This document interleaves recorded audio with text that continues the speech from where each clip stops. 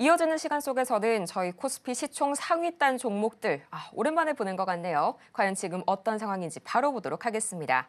가장 먼저 눈에 띄는 건 역시나 삼성전자인 것 같습니다. 현재 삼성전자 그리고 우선주까지 모두 다 나란히 4.3% 빨간불 켜면서 오늘 급등해주고 있고요. 아무래도 오늘 이 SM 월트만과의 만남 기대감도 있겠지만 이재용 회장의 이 사법 리스크가 상당히 해소가 되었다는 점이 매력적으로 또 부각이 되는 것 같습니다. 또 이어서 현대차 역시 2% 가까이 강세 보여주고 있죠. 확실히 좀 멕시코 관세에 대한 우려감이 해소가 되다 보니까 자동차주들 오늘 다시 한번 힘 받아가고 있고요. 금융주도 실적에 대한 기대감을 품고 오늘 KB금융 2%대 강세 보여주고 있는데요. 전문가님, 그래도 오늘 SK하이닉스랑 삼성전자 이 상승폭 비율이 좀 차이가 많이 나네요. 네, 삼성전자의 움직임 자체는 아무래도 이재용 회장님의 조금 2심 선고에 대한 부분들이 나와주면서 좀 주가에 반등을 주고 있지 않나 그렇게 좀 판단을 좀 합니다. 좀 아쉬운 점은 하이닉스의 좀 하락 흐름에 따라서 참 답답한 게 뭐냐면 그 중국 AI가 뭔지 엔비디아 주가도 급락을 좀 시키고요.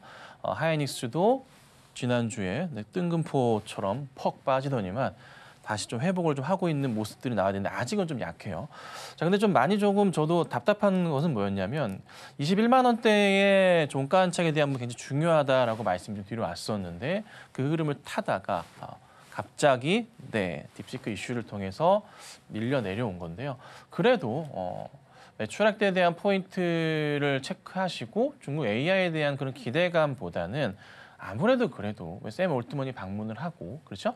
그다음에 엔비디아의 중요성을 좀 더 미국의 현재 상황들을 본다면 확실히 다시 반등한 계기는 올 거예요. 그래서 저는 오히려 이 SK 하이닉스는요 20만 원 아래의 가격대에서는 가격 메리트가 있다고 봅니다. 그래서 혹시라도 관심이 있으시다면은 대응을 하시는 전략이 필요하지 않을까 싶고요.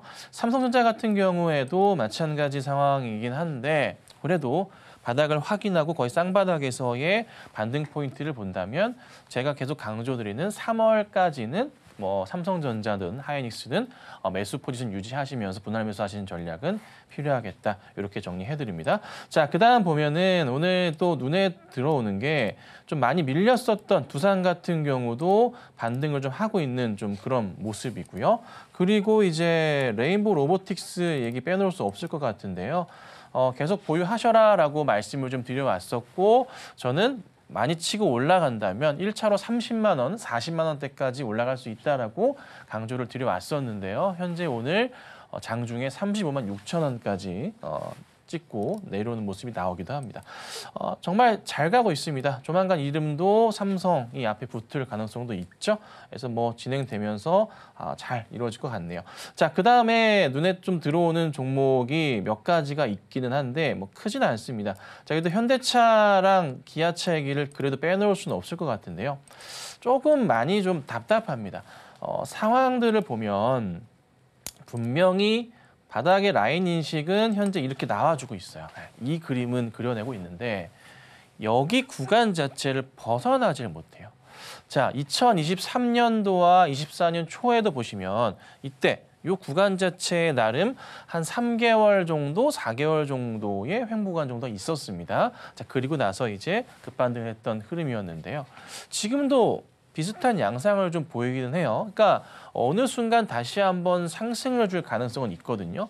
만약에 나는 대형주로서 트레이딩을 해본다 생각하신다면은 저는 현재 구간대 바닥 잡으시고 이 구간대 생각하시고 대응하시면 돼요. 그러니까 22만 원 정도까지는 이렇게 치고 올라가지 못하더라도 어느 순간 조만간 다시 한번 터치할 가능성은 높습니다.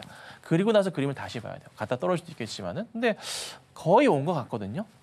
그래서 조만간 저는 다시 한번 22만 원대 이상의 모습을 볼 수가 있으니 현대차 같은 경우는 가격적인 메리트가 상당히 높다라고 말씀을 좀 드리고요. 자, 기아차 같은 경우에도 바닥에서 돌려 세우는 모습들이 있고 급락 이후에 오늘도 약간 좋은 모습은 아니긴 하지만 시가들이 빠져 있긴 하지만 그래도 잘 버텨내고 있습니다. 역시나 바닥 라인에서 돌려가는 모습들이 포착될 수 있으니 기아도 너무 걱정하지 마시고. 자, 그다음에 이제 요즘에 좀 많이 좀 떠오르고 있는 카카오. 국민 검열로 좀 시끄러운 부분도 있긴 하지만 주가의 좀 실적에 대한 기대감 등등해서 주가가 빠르게 좀 반등을 하고 있는 그런 흐름들이 나와주고 있습니다. 뭐 네이버 같은 경우도 최근의 흐름이 굉장히 좀 좋은 흐름에서 좀 답답한 모습이 있긴 하지만 그래도 다시 한번 좀 반등하는 포인트가 나오고 있잖아요. 그렇죠? 조정받았다가 나오고 있죠. 네이버는 제가 흔들리지 말고 가져가자라고 말씀 좀 드려왔잖아요. 전고점 넘어가는 모습에서 오늘 약간의 윗꼬리가 있긴 하지만 괜찮거든요. 카카오 결국 따라가는 그림인 거예요. 이 두 종목은 같이 갑니다, 결국. 그러니까 롱텀으로 보자면은 차트의 움직임이 거의 비슷하기 때문에 그래요. 그래서 결국에는 네이버나 카카오, 네이버 이어서 카카오도 따라갈 거다. 자연스럽게 올라갈 거고, 우리 대부분의 이제 카카오 보유자분들께서는 평균 단가가 7, 8만 원대라고 하더라고요. 기사를 보니까. 자, 그러하면 이 구간대가 될 건데 충분하게 갈 겁니다. 근데 7만 원, 8만 원대까지 올라가면서 차트가 돌려세우기 시작하잖아요. 라인 보세요. 요 라인이 7만 원이거든요.